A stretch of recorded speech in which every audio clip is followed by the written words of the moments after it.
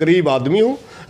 मेरी माँ ने दूसरे घर में बर्तन साफ किए, मैंने चाय बेची है। हमने गरीब आदमी समझ के इसको वोट दिया था कि गरीब आदमी गरीब की सुनेगा, मगर ये तो मात्र उद्योगपतियों का दलाल निकला ना कि डिप्टी सीएम है दुष्यंत चौटाला जी का बयान था कि भी एमएसपी के ऊपर अगर थोड़ी सी भी कहीं दिक्कत आई, यानी कि किसानों की फसलें एमएसपी पे नहीं ली गई, तो वो पहला इस्तीफा देने वाले वो होंगे। इसके बारे में आप बताइए सर।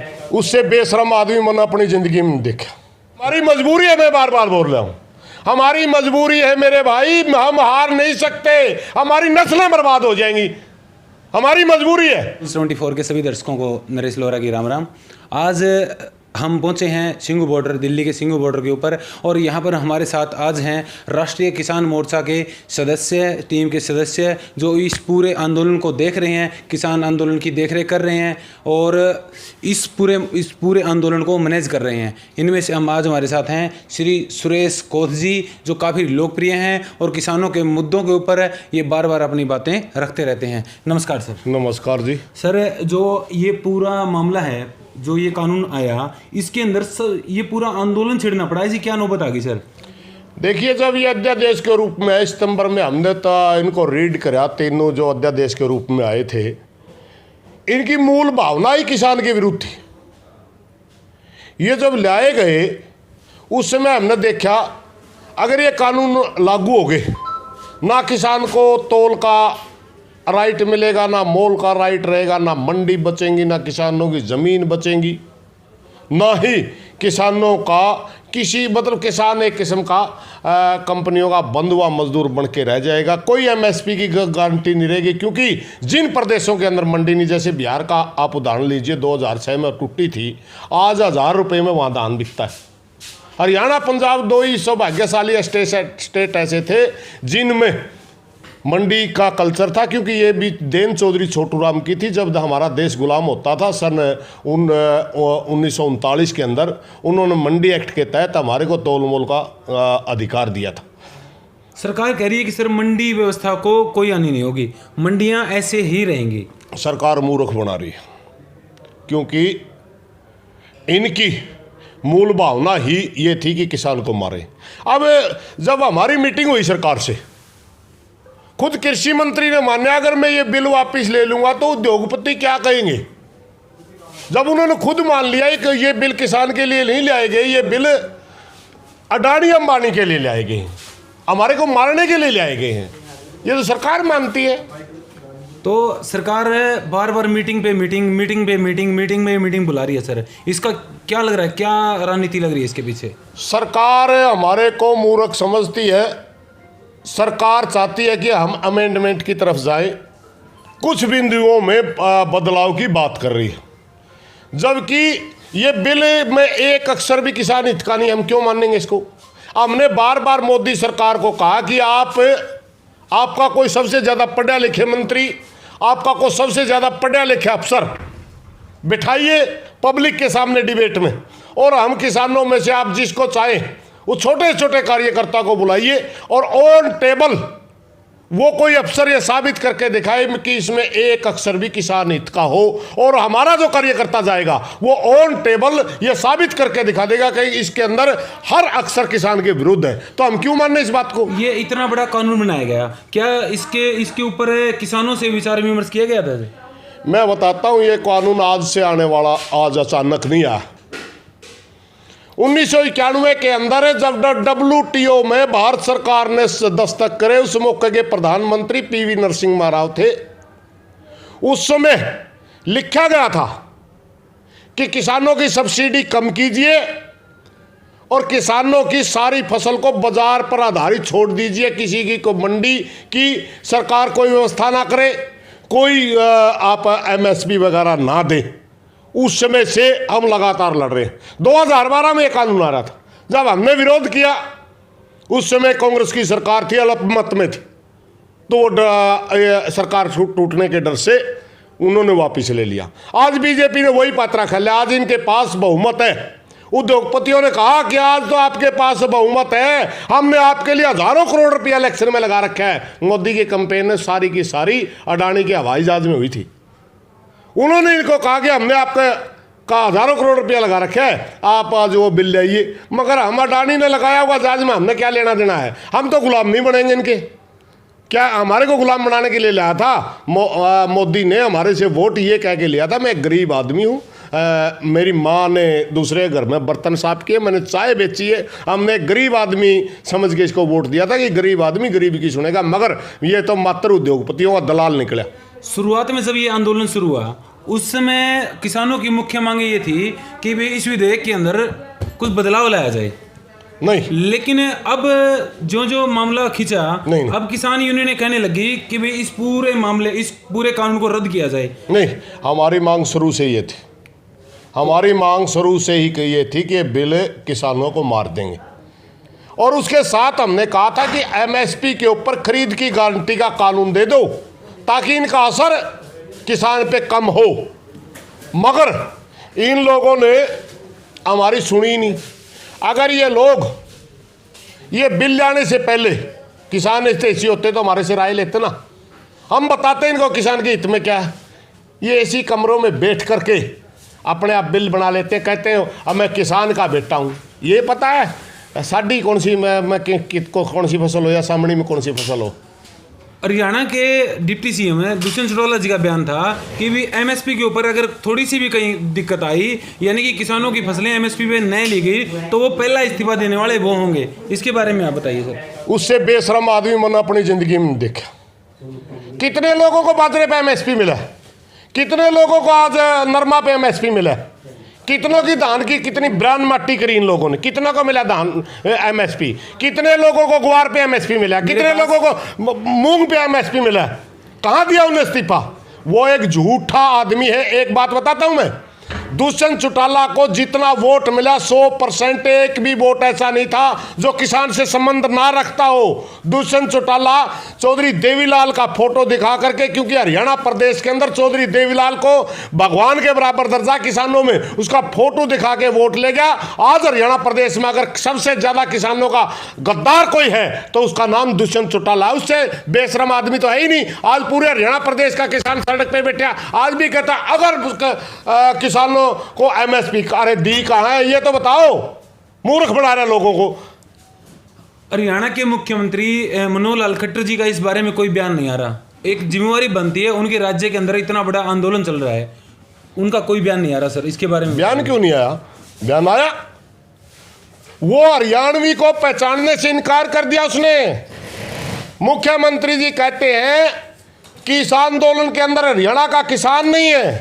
हमने उनका जवाब भी दिया कि मनोहर लाल जी, हम हरियाणवी हैं, हमारे बुजुर्ग भी हरियाणवी थे। पता नहीं 5,000 साल से 10,000 साल से हम हरियाणवी हैं। मगर आप 70 साल पहले पता करिए, आप 70 साल पहले कहाँ थे? आज भी मनोहर लाल खट्टर को बिनियानी गांव के अंदर मनोहर पाकिस्तानी के नाम से जाना जाता है। हमने आपको भाई बना करके बिनियानी में बसाया, मगर ये पाकिस्तान से आकर के हमारे को भाई मानने से इनकार करे, हमारे को हरियाणवी होने से। ये बड़े बेशरम आदमी है। जितने इसके बयान आए सारे बेशरम ही भरे बयान आए। पिछले दिनों मुख्यमंत्री जी का, मनोहर लाल खट्टर जी का बयान आया था कि भाई हमें इस आंदोलन के अंदर खालिस्तान की बू आ रही है। इसके बारे में बताइए सर। मनोहर लाल को इसीलिए तो खालिस्तान की बू आ रही है क्योंकि हमारा खून नहीं मिलता उनसे। धार्मिक रिश्ता तो हमारा उनके साथ हो सकता हो, जय श्री राम कहता, मैं भी कहता हूं। मगर इस आंदोलन के अंदर जो सबसे पहले आया कि पंजाब का किसान, दूसरे नंबर पर आया हरियाणा का किसान। पंजाब के किसान को ही ले लीजिए आप। पंजाब के किसान के साथ हमारा खून का रिश्ता है। आज से 5-7 पीढ़ी पहले अगर हमारे गोत मिलाए जाए सारे एक हैं। ये तो मात्र एक पद्धति है। गुरु नानक साहब ने एक पद्धति दी थी परमात्मा को याद करने की। उसके जितने सिख हुए वो सिख हो गए। हम श्री राम को मानते हैं, हम मुन्ने हो गए। कोई मस्जिद में जाता है, नमाज पढ़ता है, उसको मूड़ा जाट कहा जाता है, हमारे को सिर्फ जाट कहा जाता है, इनको जट सिख कहा जाता है। फर्क कुछ नहीं है। हमारा इनके साथ हमारा खून का रिश्ता है। अगर ये खालिस्तानी है ना तो हम क्या है? तो आदरणीय सुरेश जी, इस आंदोलन से ना एक तो फायदा हो गया आपको, किसान, पूरे भारत का किसान एक हो गया। आज हम मिल रहे थे नीचे केरला से, तमिलनाडु से और यहाँ की महाराष्ट्र से MP MLA तक यहाँ पर समर्थन देने के लिए आए हैं। ये तो मजबूती मिली। इसके बारे में बताइए सर। हम पिछले काफ़ी समय से अनेकों भारतवर्ष पर के लेवल पर संगठन बनाए, राष्ट्रीय किसान महासंघ बना, राष्ट्रीय समन्वय समिति बनी, आज राष्ट्रीय किसान मोर्चा बन रहा है। इस तरह के संगठनों ने हमने काफ़ी कोशिश करी, मगर एक समय होता है। हम कर्ज माफ़ी के लिए और स्वामीनाथन की आयोग की रिपोर्ट के तहत C2+50 के तहत भाव के लिए लड़ा करते पूरे देश का किसान, मगर इन्होंने हमारी रोटी छीन ली। हमारे साथ तो ऐसा व्यवहार इन लोगों ने किया जैसे हरियाणा में एक कहावत है, एक बच्चा घर में रो रहा था, उसके हाथ में रोटी थी, उसका पिताजी आया कहने लगा ये बच्चा क्यों रो रहा है। उसकी माँ कहने लगी टिंडी घी मांगा है, मखनी जिसको बोलना है। वो कहना ये रोटी खोस ले इसकी, उसने रोटी खोस ली। 5-10 मिनट रोया, चिल्लाया, फिर कहने लगा रोटी दे दे। हमारे साथ तो इनने ये कहावत करी कि हम लड़ा कर दे किसान को कर्ज माफ कीजिए, हम लड़ा कर दे किसान को उचित भाव दीजिए, मगर इन्होंने तो हमारी रोटी खोस ली जो हमारे को मिला करता। आज हमने मिनिमम सपोर्ट प्राइस जिसको बोलते हैं, न्यूनतम समर्थन मूल्य, कम से कम मूल्य, उसके लिए लड़ना पड़ रहा है। इतने बेशरम सरकार, इतना झूठा प्रधानमंत्री, हमें तो उम्मीद नहीं थी इस भारतवर्ष के अंदर भी कभी आएगा। जब ये आंदोलन पंजाब से उठा, तो जब ये आंदोलनकारी यहाँ पर हरियाणा के अंदर आए, तो इनको यहाँ पर अश्रु गैस, लाठियाँ और भी पता नहीं क्या क्या परेशानियों का सामना करना पड़ा। रास्ते में बड़े बड़े पत्थर रखे गए, सड़कें उखाड़ी गई। इसके बारे में बताइए सर। देखिए, आंदोलन की शुरुआत मात्र पंजाब से नहीं हुई थी। पहला लाठीचार्ज पिपली हरियाणा में हुआ था। हाँ। दूसरी बात 10 सितंबर को रैली थी, पूरे हरियाणा किसान के ऊपर लाठीचार्ज हुआ था। पंजाब के साथियों ने फिर 2 महीने बाद धरने लगाए, मगर जो शंभू बॉर्डर से लेकर के यहाँ कुंडली बॉर्डर तक जो बैरिकेड लगाए गए, जो रोड खोदे गए, उसमें भी अकेला पंजाब का किसान नहीं था, हरियाणा का बहुत सा किसान था जिन्होंने बैरिकेड तोड़े हैं, अपने भाइयों के साथ मिलकर के आगे लग के आए। मगर हमारे को डिटेन कर लिया गया। एक क्षेत्र ऐसा रहा कि हम वहाँ के पंजाब के किसानों का अगुवाई नहीं कर पाए, वो था खनौरी बॉर्डर से जो किसान आ, डाबावड़ी क्षेत्र से जो किसान आ, हम उनकी अगुवाई लेकर के उन भाइयों के साथ नहीं आ पाए, क्योंकि हरियाणा सरकार ने हमारे को 3 दिन पहले घर से उठा करके जेलों में बंद कर दिया था, गिरफ्तार हो गए थे। इस वजह से हम उनकी सेवा नहीं कर पाए। यहाँ तो पंजाब का किसान भी था, हरियाणा का किसान भी था, पहले दिन से था, 25 तारीख से लगातार और आज तक हैं। आज हम आते समय देख रहे थे सर कि व्हीकल आ रहे थे किसानों के, कोई जाता हुआ हमें नहीं दिखाई दिया। इससे हमें पता चल रहा है कि किसान लगातार इस आंदोलन के अंदर आ रहे हैं और मजबूती दिखा रहे हैं। आपका आंदोलन लगातार बढ़ता जा रहा है, लोग भी, तादाद भी बढ़ती जा रही है, लाखों लोग यहाँ पर इकट्ठे हो रहे हैं। इसके पूरे मैनेजमेंट को आप कैसे मैनेज करोगे सर? यहाँ कुछ शरारती तत्व आकर कुछ गलत गतिविधियाँ भी कर सकते हैं। देखिए, हम बार बार अपील करते हैं, अपने लोगों की हमने ड्यूटियाँ में लगा रखी। रही बात किसान आंदोलन में हिस्सा लेने की, हमने पूरे भारतवर्ष से के किसानों से बार बार अपील कर रखी है कि ये किसान का आखिरी आंदोलन है। अगर हम हार गए तो हम आंदोलन लड़ने के लायक ही नहीं बचेंगे, किसान ही नहीं बचेंगे, कंपनियों के बंधुआ मजदूर बन के रह जाएंगे।